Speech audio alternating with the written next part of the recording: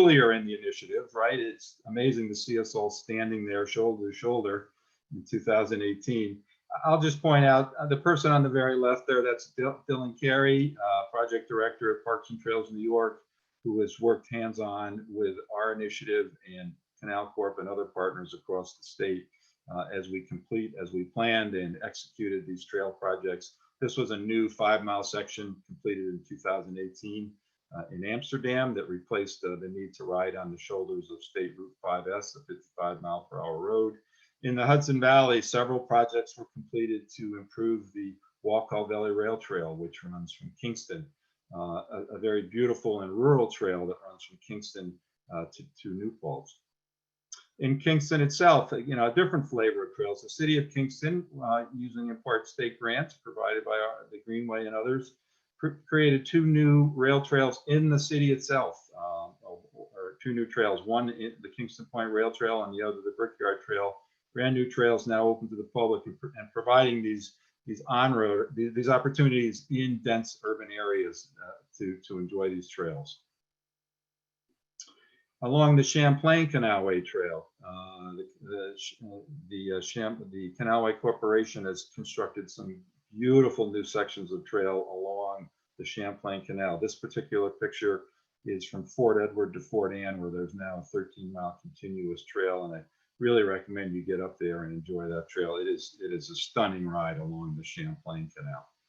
Some of our areas are not rail trails, are not Canalway trails. Those opportunities weren't there, but they were gaps. And in this, here's an example. New York State Department of Transportation stepped in, and in Westchester County, there were long existing sections of rail trail, but there were some breaks where the rail bed was no longer available and forced riders to go on the shoulders and walkers of busy roads. Here's a very strategic project, 1.5 miles that DOT created down in Newcastle. In this case, they literally they reconfigured the road lanes and constructed this protected side path on the shoulders of Route 100, just to provide a safe way for bicycles and people to navigate that section. We also had municipal partners doing projects in urban areas. Here in the city of Watervliet, the city completed a project to build this shared use path. Again, a new connection that really, it's part of the goal of our project is to allow people to get to the Empire State Trail from where they live. I mean, by creating cities and towns and villages, creating new shared use paths and new bicycle lanes on city streets, so that people can go from where they live in their house and access the trail wherever possible, as opposed to needing to get in their car and drive to a trailhead. In Columbia and Rensselaer counties, my organization completed a new 36-mile rail trail. It's called the Albany-Hudson Electric Trail, which is another brand new resource here in the Capital District. Here's a picture of the Albany-Hudson Electric Trail in this winter. And so most sections of the trail are not plowed in the winter. They are available in whatever condition is available, which in most winters like this one sometimes meant riding your bike in January because there was no snow, and then suddenly it was cross-country skiing and snowshoeing on these trails as well. Another just really terrific new resource in Putnam and Dutchess counties, Metro North Railroad jumped in and constructed a 23-mile new trail called the Maybrook Trailway from Hopewell Junction in Dutchess County south to Brewster in Putnam County. And this project, another picture. This project, another just beautiful trail. This railroad was originally 2 tracks, and one was still in place, although it is no longer active. But the old track was left in place, room for the new trail. It really gives you this sense that you're riding on this old rail bed. With the completion of this project and other projects between Walkway and the Hudson running to New Paltz and Westchester County and other places, you can now get on your bike in Kingston, and it's 125 miles riding south till you get to the Battery on the tip of Manhattan on the trail. And all but 5 of that 125 miles is now off-road rail trail. So we just have this tremendous new asset, not only for the residents of New York, but this trail will bring tourists from around the nation and around the world, once we're past the pandemic here, to enjoy this world-class experience. Another thing we were able to do at various places is interpretive signage along these trails, just telling the story of how these rail lines or canalway, these old canals, the Erie Canalway, the Champlain Canalway Trail, really shaped the history and development of New York State and the communities it passes through. Just another project. For those of you who have done the Erie Canalway Trail ride or been out in Syracuse, the trail is the Buffalo to Albany ride. PTNY, I know, is offering it again this year. It's just a fantastic event. There were some challenging sections, most notably probably Syracuse, where you, from Rochester riding east, you got to Camillus on a beautiful rail trail on the or Canalway Trail on the towpath of the historic Erie Canal. Suddenly the trail ended in Camillus, and the next 14 miles still it picked up on the other side of Syracuse in DeWitt, sort of on your own to make your way through the city of Syracuse on frankly, some tough riding.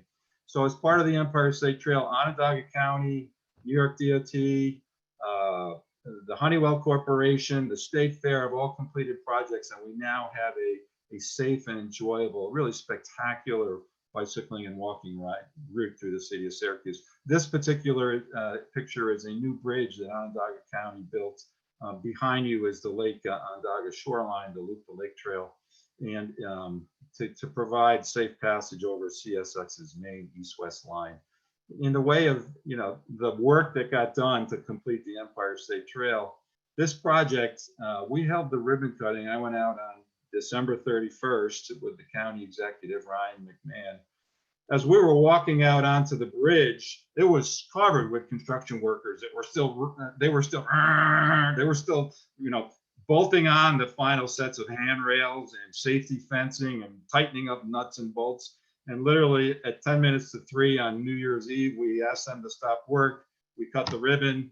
It was a cold and windy day out there on Lake Onondaga on the 31st, wind blowing off the lake. Then we finished the press conference, and the construction workers went back to work and literally finished the project with lights on that evening, so it could open on the 1st of January. That's a quick overview of the Empire State Trail. Certainly much more I could speak to, but we really wanted this to be an interactive session. So I'm going to stop there and open it up. I think Lyndon's going to organize this for questions, comments, discussion, people's thoughts, ideas, and recommendations. Yeah, thanks so much, Andy. So that was so much information. Wonderful. I love the anecdotes. I love a good construction story. So I just wanted to say thank you so much for being with us again. Thank you for everyone for coming. And I'm going to ask one of my own questions first, and then we're going to open it up to the general Q&A. Just as a reminder for that, please do, if you're going to verbally ask your question, keep yourself on mute until you're asking. And we will keep a stack of folks who are in line for that. And I'm also, we're collecting questions from the chat too, and we have some from prior. So we'll have an embarrassment of riches as far as questions are concerned. So I guess my first question is, nationally even, it seems that there's more and more focus on trails and greenways as infrastructure for communities. So given that we are, seeing a hard-won sea change towards supporting trails and trail development, what do you think is in the future for the Empire State Trail? Good questions. And a lot. We are seeing this explosion in interest on trails, right? And for those of you, I'm sure some people on this Zoom have been involved in planning and creating rail trails or other kinds of local trails, hiking trails. There's general support for these, but there can be concerns or even opposition from adjacent landowners who are concerned that creation of these trails might impact their private property or create safety or risk issues. That doesn't happen, of course. These trails are very safe, and the people who come and use them are a positive contribution to the communities they're in. But a lot, as we were planning these new trail segments, we put a real effort 2017-18 more than 50 local community meetings along the route, in town halls and town libraries and neighborhood associations, explaining the projects, patiently answering people's questions, and local officials as well, some of whom were, because they were hearing from their local constituents, were expressing concerns as well. Of course, what happens is the trails get open. They're this incredibly positive new asset. People realize the vast majority of users are their local residents and neighbors, some of which they may only live 5 properties down, but had never met till they met out on the trail. And once these trails are created, the dynamic flips, and everyone's like, these are great. I want more. I want a connection to where I live. I want here. I want there. And so, you know, in the Capital District alone, we're seeing the city of Albany and other municipalities, Albany County, everyone just, there's this whole nother roster of projects coming forward. So, and we're going to have new state funding grant rounds again this year. For those of you familiar with the Environmental Protection Fund grants, called the CFA program, nothing official yet, but we're told there's going to be another grant round under that program. New York State DOT is gearing up to do another transportation alternatives program grant where they get just millions, tens of millions of dollars that come from the federal government that are designated for bike and pedestrian improvements, as opposed to roads and bridges. So there's going to be another grant round, and there is just a lot of work underway that people are teeing up more. So we have hit the critical mass where people, once they get access to these trails, these are great, I want more. And I think local officials and state officials are really seeing that and reacting. Thank you so much. Yeah, I mean, all of the questions that we're getting are, you know, this trail is great. We have a question about, you know, this material used versus this. So one of the themes that I'm seeing at the moment is whose responsibility, what entity is it to take care of trail maintenance? You know, you mentioned that we have a lot of individual trails that are co-branded. So is that municipality? How does that shake out? Yep. So, the Empire State Trail, as I explained, you know, we've stitched together more than 20 regional trails into the statewide network. There is no statewide Empire State Trail agency. Each of those trails is owned and maintained by a state or local government entity, with the exception of a few nonprofit-owned sections like parts of the Wallkill Valley Rail Trail. And so those local entities are responsible for maintaining those trails, and but with some ongoing support from our program. I mean, in the way of example, one of the new trails I showed was called the Albany-Hudson Electric Trail. It's a 36-mile new trail from the city of Rensselaer County to the city of Hudson in Columbia County. The Greenway constructed that trail. We do not have trail maintenance staff other than me out there on Sundays. And so we were able to enter into agreements enthusiastically with partners. We have 2 nonprofits, the Columbia Friends of the Electric Trail, a brand new incorporated organization, and the Rensselaer Land Trust in Rensselaer County. And then a number of the municipalities, the town of East Greenbush, the town of Nassau, the village of Nassau, the village of Kinderhook, all have stepped in and agreed to take on the day-to-day responsibility of these trails. They don't need a lot of ongoing maintenance. I mean, the good news about having this significant budget is the new trails in particular have been built to very durable standards. And, you know, but the shoulders need to be mowed and vegetation needs to be trimmed back, and they don't attract a lot of litter, but if it does occur, that needs to be dealt with and so forth. So it is these local communities, and still in many cases, even friends groups and volunteers that are really supplementing what government can do. So collaborative effort. Yeah. So another question that we're seeing is, you know, obviously, you know, the Close the Gaps campaign for the Erie Canalway Trail has been successful, but we do see many of the stretches that have, you know, on-road portions. What are the plans for, you know, are we going to be keeping on-road portions in some areas? Are there plans for developing an entirely off-road Empire State Trail?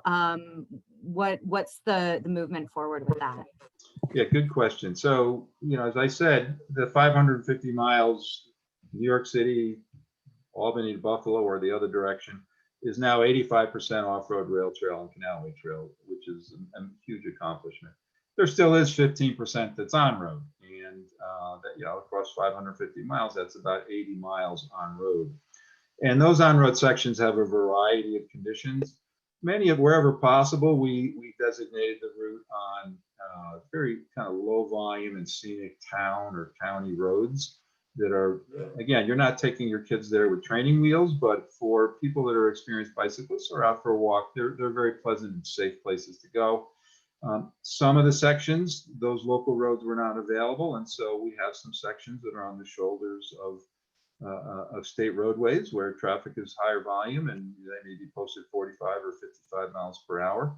And we, those sections, and we have some sections going through some cities. There still are, you know, they're following city streets, often marked bicycle routes, but you're still riding your bicycle adjacent to vehicle traffic. And many of those, there's a sidewalk for pedestrians. So we're not done. We're catching our breath, frankly, and just closing out all the projects, particularly those where the construction really ended up in November and even into December. You can imagine there's still work to just tidy up, getting all the grass to grow and the last fencing and signage in and all those kinds of issues. But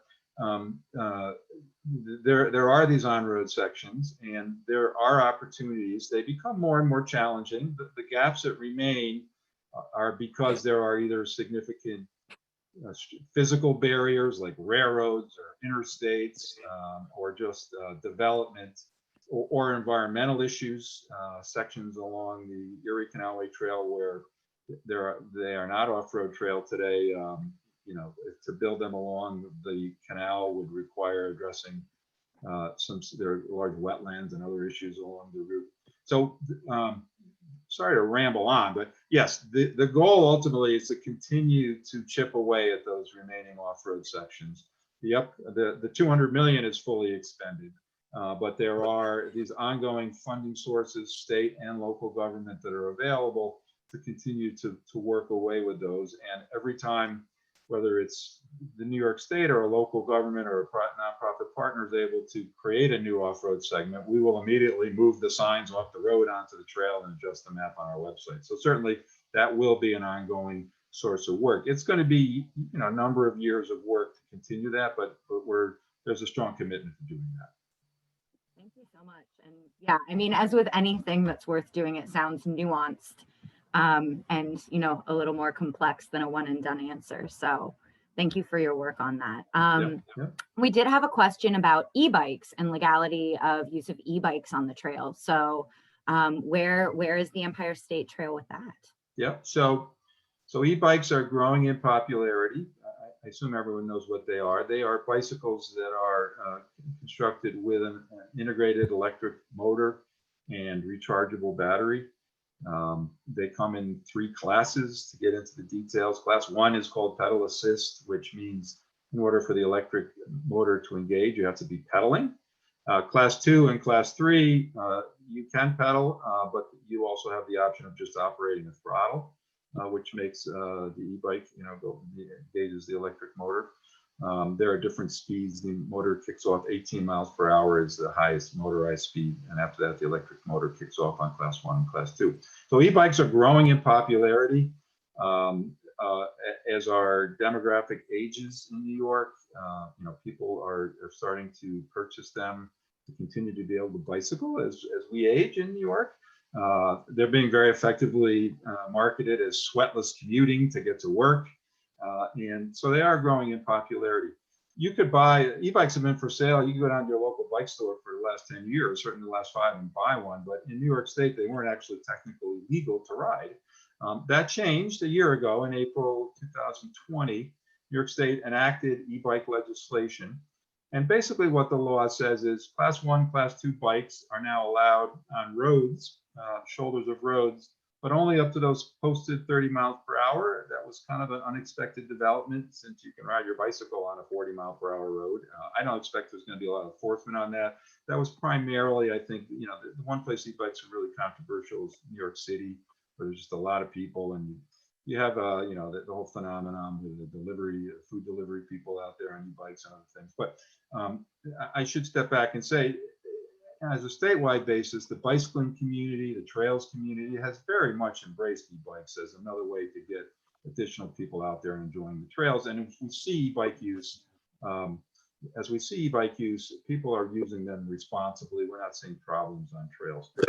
To finish up, I'm sorry. So on off-road trails like the Erie Canalway Trail and other similar trails, the law says e-bikes are allowed, class 1 and or class 2, if affirmatively authorized by the entity that owns and maintains that section of trail. So New York State Parks and New York State Canal Corp have adopted policies last year allowing class 1 and class 2 e-bikes on their trails, including the sections of the Empire State Trail, Erie Canalway Trail, Champlain Canalway Trail under their jurisdictions, which is, you know, the majority of the trail. And then in the Hudson Valley, we're seeing communities just now taking this up. So long story short is you're basically allowed to ride e-bikes on the trails. The only place to date I'm aware of where the e-bikes are explicitly prohibited on trails is in New York City. So on the Hudson Greenway Trail on the west side of Manhattan, and in Van Cortlandt Park, e-bikes are prohibited just because of the very high density of trail users out there. But everywhere else, you should be teed up and good to go. So I'm going to turn it over to Beverly LaFoley, who has had her hand raised and been waiting patiently. Beverly, would you like to ask your question?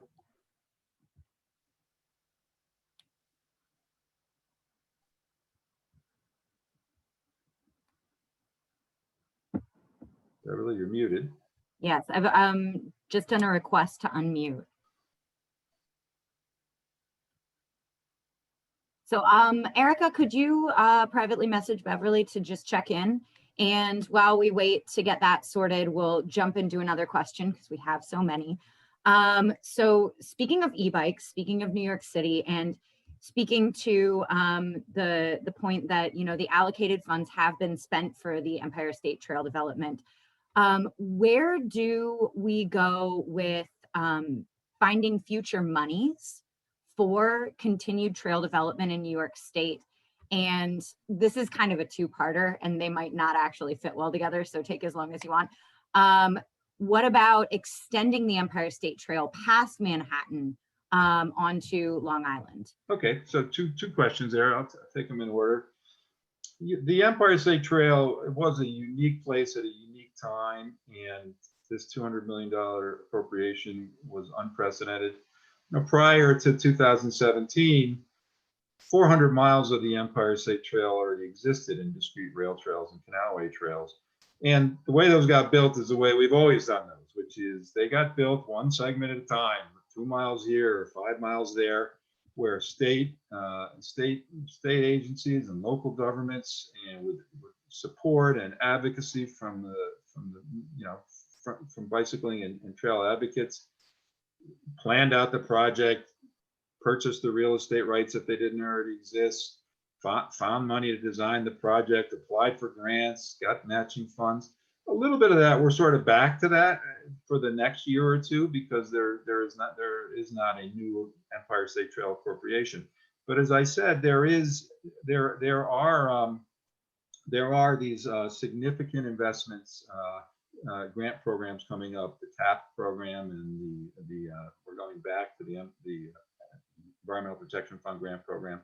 And communities are stepping up with their own funds, both to build new trails and improve them. I mean, in the way of example, last year, Westchester County resurfaced 23 miles of the North County Trail. It was a 20-year-old rail trail that the county owns and operates in the northern half of Westchester County. An $8.5 million project that the county funded with its own funds. And that was so successful and well received that they have now awarded a contract to resurface this year the remaining 13 miles of the South County Trail. So the entire section through Westchester County, more than 30 miles, will now be brand new trail. So we are seeing those investments in downtown Albany. This is not, you know, the governor and the mayor of Albany, Kathy Sheehan, just announced construction is starting on something called the Skyway.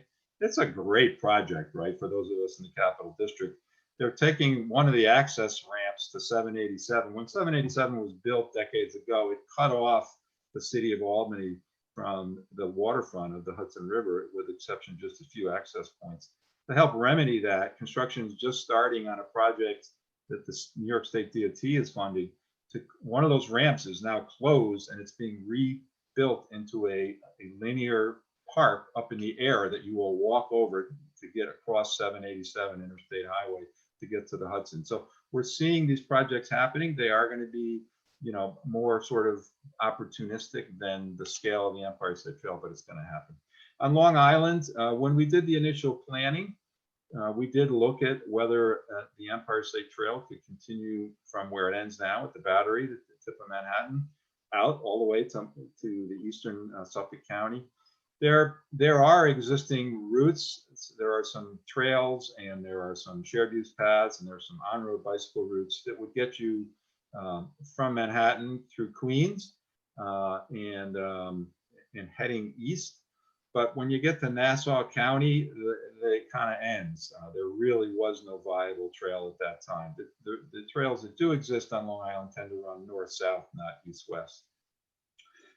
Having said that, the Trust for Public Land, a nonprofit organization, did a study, and they worked away at it, and they came up with a proposed Long Island route that would take you all the way out to Montauk at the tip of Manhattan, more than 120 miles. About half of that route would be new off-road trails. None of that exists today. That would be built along old rail lines and along utility corridors. The other half would have to be designated on the shoulders of public roads.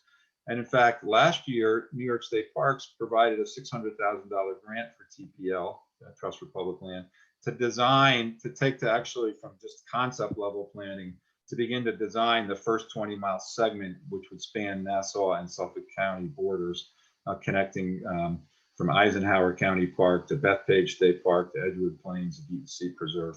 So again, the Long Island, I mean, it's a gem, you know, it's a diamond in the rough here. This is a 20-year project, probably $100 million would be needed, but work has started, and we're gonna progress that forward.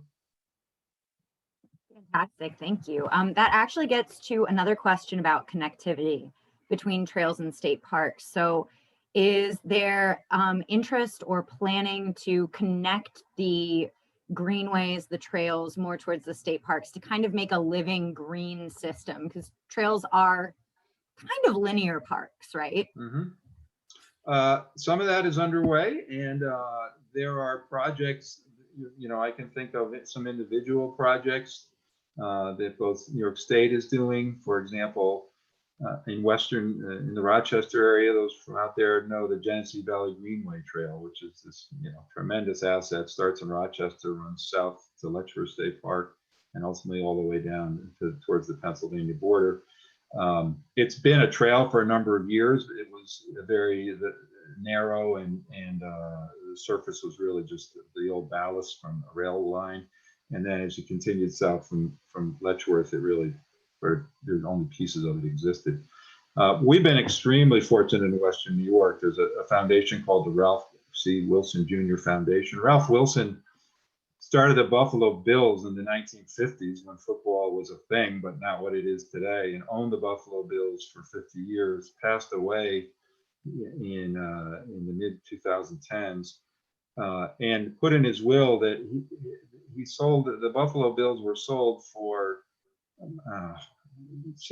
more than $1 billion, and the bulk of that money was put into a foundation to support projects in Western New York and in Michigan, where he was from. And they're going to invest $300 million in projects in Western New York. And the Empire State Trail has already received a $6.5 million grant. New York State Parks received another $6 million grant. And they are, as we speak this year, bidding out improvements to the Genesee Valley Greenway Trail, which will really improve that connection. This is one example, but the 50 miles from Rochester down to Letchworth State Park. And that funding stream is going to go on for another 15 years. So we're going to see, in Western New York in particular, we have this unique opportunity. But I can think of smaller scale projects down in the Yorktown area, where local volunteers have just, you know, built out a trail that connects the it connects from the Empire State Trail to the FDR State Park. So there's a lot of energy, enthusiasm for those connections, and absolutely that's what people are looking for. Yeah, I just wanted to jump in when Andy, when you were talking about like how municipalities, counties, localities are getting on board and actually expending their own funds.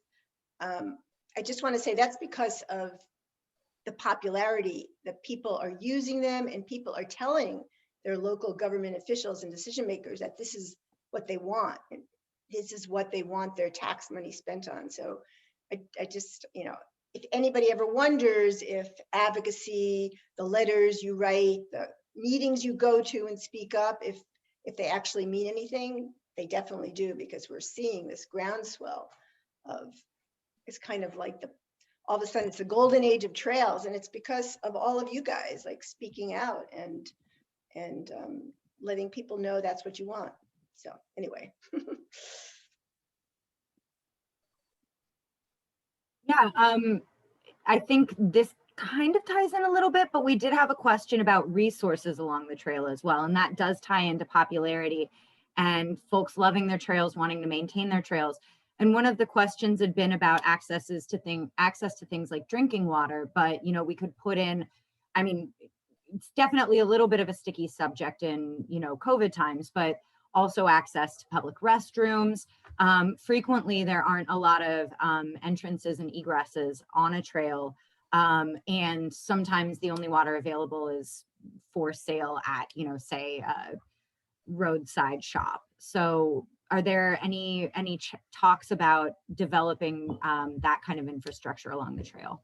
Yeah, so the picture, I think, it is different if you're a bicyclist or you're walking, hiking, right? If you're bicycling, there are not a lot. There are long sections of the Empire State Trail that do not have services right on the trail. They're rural. They're on old rail beds. They're on old canalway beds. You may go 5 miles between Chittenango, New York, and Oriskany, New York, before you get to or Canastota, before you get to, you know, any services, right? If you're on a bike, that's fine, right? You got your water bottles on your bike, you got your snack on in your pack, whatever. For people that are walking, it can be a bigger challenge. I think part of it is those of us that use trails all the time. We know you bring your water with you, right? And yeah, if you're on a longer distance trip, you will find places to fill your water bottles along the route. I think there is a bigger issue there. The good news is that new people, the creation of these formal trails is bringing new people that didn't used to use these trails, you know, out there, getting on the rail trails, getting on the canalway trails. And you see people kind of, you know, some of them don't really have the right equipment, or they didn't bring water, or whatever. So there's a public education component that certainly we all need to continue to work on, to tell people, yeah, it's a developed rail trail, but it's still a trail. And you know, there are some restrooms along the trail, but there are long stretches where they're not. They tend to be in local you know, municipal parks that the trail goes through or nearby. And you know, we say this jokingly, but it's true. I mean, the primary restrooms along the Empire State Trail are Stewart's and Cumberland Farms and Dunkin' Donuts and everybody else. There are many places you can access restrooms near the trail. So that's kind of a long-winded answer. Another issue that we are looking at is there's a real demand for camping along the trail for people that are doing multi-day trips, or maybe they're just driving and they want to stay, you know, do other things there as well. On the Empire State Trail website, there's an activities section. Click on camping. There's a map of all the campsites, public and private, within 5 miles of the trail.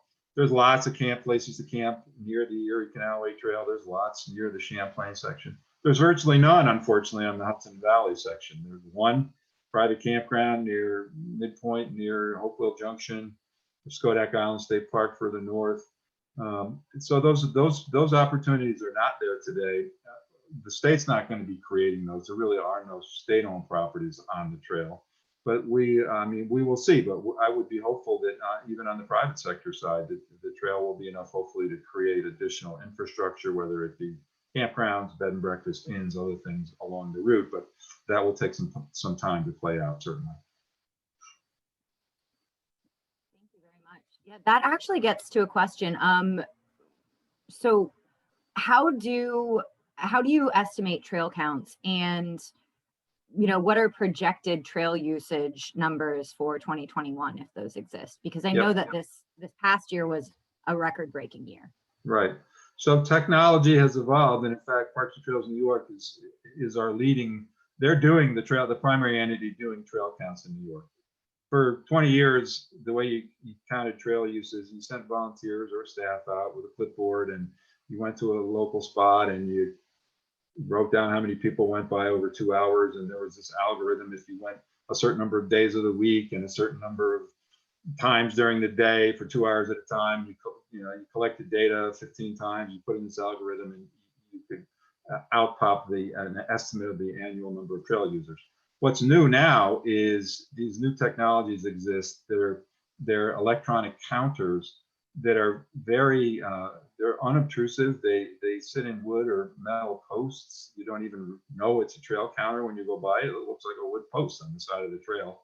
And they're quite accurate at counting trail users, and they can distinguish bicyclists from runners and walkers, or pedestrians at least. And if 6 people ride by in a group, it pretty accurately counts all 6. So Parks and Trails New York has acquired a number of these and deploys them around the state, some in fixed locations, some moving them around. They're the primary way we're counting trail use. My program, the Greenway, would like to expand the use of those, particularly in the Hudson Valley, to get better data. So the way we estimate trail use is the 8.6 million. I talked earlier. We did a report estimating 8.6 million people would use the Empire State Trail annually.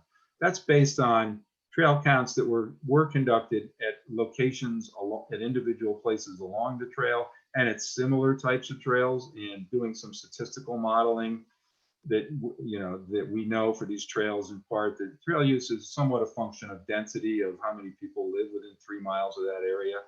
As you would expect, urban areas get the highest use, suburban, middle use, more rural areas, lower use. So our 8.6 number is just that. It was a statistical projection, but we do know from the places. I know Parks and Trails New York just put out a little blurb, I think, a little social media blast, right? From the numbers are in from last year. The numbers are way up, and the places that numbers are being counted simply verifies what we all see with our eyeballs, which is one of the biggest challenges we're facing this year. Is we need more parking. The parking lots along the trail on Saturdays and Sundays, when we have nice weather, even on Tuesday afternoons at 4 o'clock, they are full, and people are parking on the shoulders, and they're finding other places to park. So on the local trail that I worked on, the Albany-Hudson Electric Trail, we actually are teeing up some additional parking areas that are going to get constructed this spring, where we have opportunities. And then in a longer term, a multi-year, there aren't that many locations where there is public land adjacent to the trail. So we're going to actually have to have a longer term plan to acquire more property and to create additional trailheads. I'm hearing that in other places. The Maybrook Trailway, which I showed some pictures of, it's a freight line that had relatively few at-grade road access points, and those parking lots are frankly being overfilled.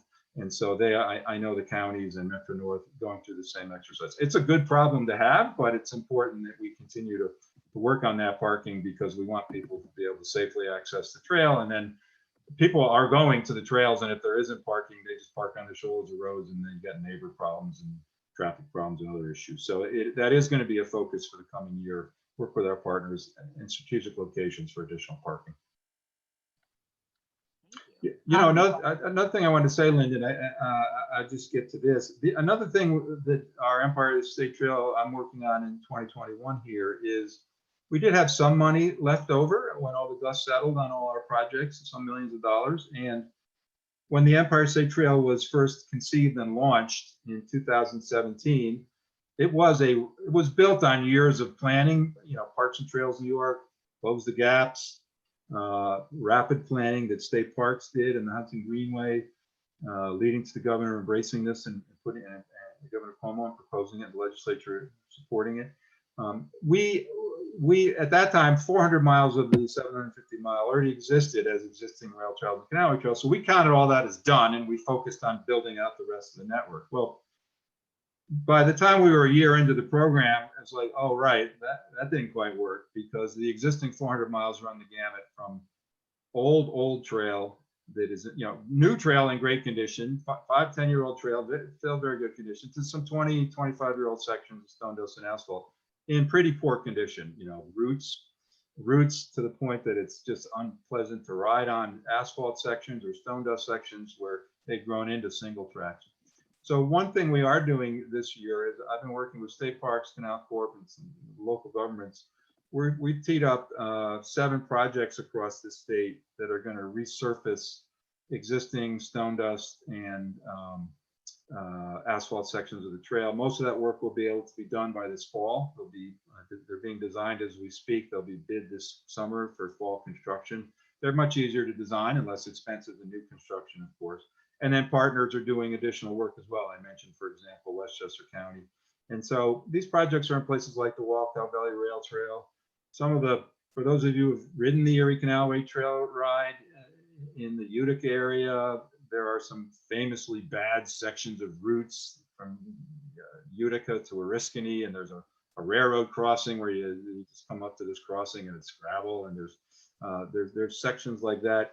Those are all now in the hopper. We're in total about 50 miles of the existing Empire State Trail route across the state, section down in New Paltz, are going to be resurfaced. Most of the work completed this fall, and some of it additionally spilling into next year. So that's kind of the last expenditure of our Empire State Trail funds, but it is an important piece. And for those riding the trail this summer, you're not going to benefit from the work because it's really going to not be till the fall, but we do have that on our radar and are chipping away at those as well. I just have one really quick wrap up with that, and then we can pass it to Robin to say thank you. So in regards to materials, we had a question about stone dust versus paving. How are materials that are used for the trails decided? That's a long conversation to have over more than one beer. But what I would say is in the western half of the Erie Canalway Trail from Buffalo to say Syracuse or past Syracuse, really to Rome, is a mix, but it's predominantly stone dust, and that developed just kind of the history of how that trail was developed, played out that way. Once you get east now and the new trail construction that was done, for example, in Herkimer and Oneida counties, Utica, connecting trails all the way to Amsterdam, a number of new segments, those are all paved. The Hudson Valley new sections are primarily paved. Some of the Albany-Hudson electric trail is stone dust. There are advocates for stone dust. There are advocates for paved asphalt trails. One factor is just cost. Asphalt, everything else the same. Asphalt costs about $300,000 more a mile than stone dust, and if you start doing long trail sections, that adds up. Stone dust, if you're not familiar with it, it's highly ground, compacted limestone, which is certainly an acceptable and ADA accessible trail surface for all types of bikes, including road bikes, as long as it's in good condition. Although some road bicyclists prefer not to ride on. It has higher rolling resistance, can be dusty. So the short answer is most of the new construction was asphalt. The sections that are stone dust have largely remained stone dust, and that's kind of just the way it has played out.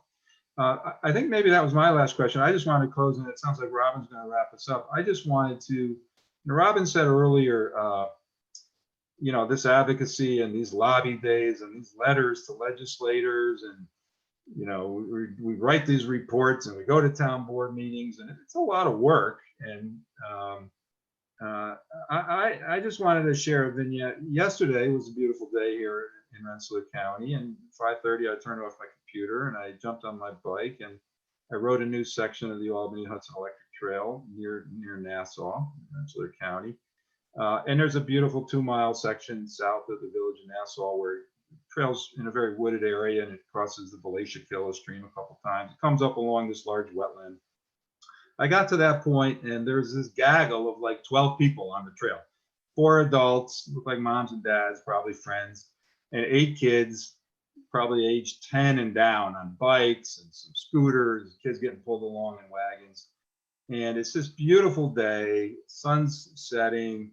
These kids are out there having a great time. The parents are, talking, and it's on a trail, so you don't have to worry about traffic. And there's two kids have walked off the trail down to the side of the trail because the peepers are going in the wetland, and the dad's like yelling at the kids, "Get back up here on the trail before you fall in the water."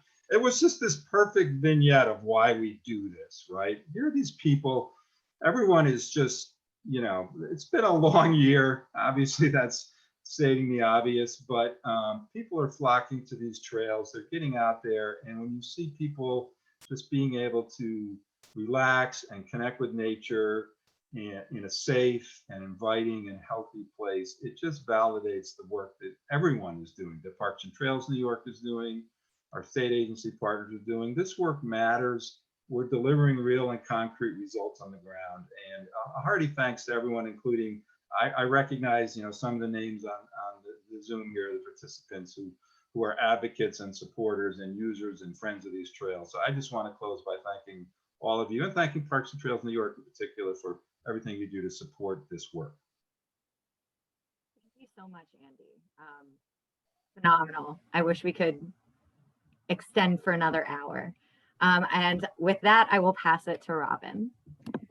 Well, yeah, after Andy's closing there, I don't have much to say, but I feel very inspired to go out and ride on a trail later today. So thank you, Andy. It was a wonderful give and take, and I really think we could go on for another hour to get all the questions answered. But if you still have questions, you can see Andy's email and my email up there. So feel free to shoot us an email and ask your questions, and we'll get back to you. And I just wanted to end by talking about our next Lunch and Learn, which is going to take place on May 6th at noon. And our guest speaker, who you already saw on one of the slides today, will be Eric Kulisek, Commissioner of the Office of Parks, Recreation, and Historic Preservation. We'll be sending out an invitation via email for the event, but in the meantime, mark your calendar because we would love to see you there. Also, keep an eye out in your email inbox for a short survey we'll be sending you as a follow-up to today. We'd really appreciate if you took a few minutes to fill it out and let us know what you'd like to see in future Lunch and Learn sessions. And lastly, if you're not signed up to receive our e-communications, please do sign up at the link shown in the chat, because we definitely want to stay in touch. So I think that's it. Thanks for hanging in there, and thanks for all your great questions. And I hope you enjoy the rest of this spectacular spring day. So hopefully we'll see you on the 6th of May. Take care, everybody.